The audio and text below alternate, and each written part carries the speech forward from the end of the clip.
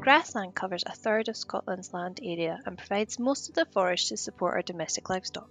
Grasslands provide important habitats to support biodiversity, including sites for breeding waders and species-rich swards, supporting wildflowers, pollinating insects, natural enemies delivering integrated pest management, or IPM, mammals and birds.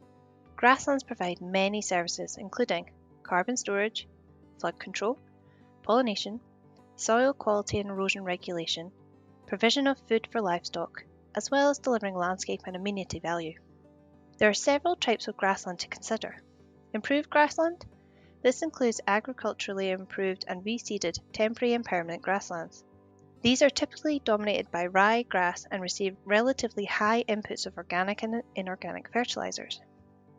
Temporary grasslands may have been reseeded with herbal leaves, sometimes known as nature's salad bar. These are mixed swards containing legumes, herbs, and grass species. Not only are they more species diverse, attracting pollinators, but the varied root systems provide protection from drought and flooding and help to build soil fertility. Unimproved and species-rich grassland.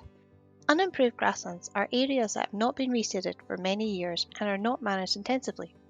Whilst lacking the diversity of plants found in species-rich areas, they support a higher density of grasses and flowering plants that improve grasslands. These swards support birds, small mammals, pollinators, and natural enemies. The lack of soil disturbance also means that the soils in these areas store more carbon.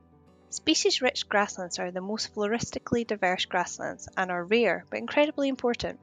Unfortunately, the UK has lost 97% of its species-rich grassland, and in Scotland there are only around 2% left within agricultural grasslands.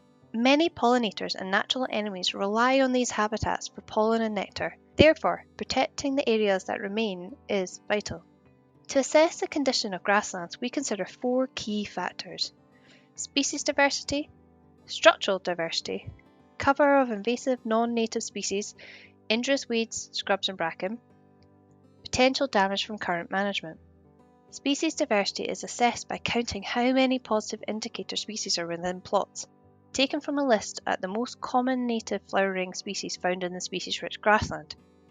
These include plants such as birdfoot trefoil, yarrow, harebell, knotweed, etc.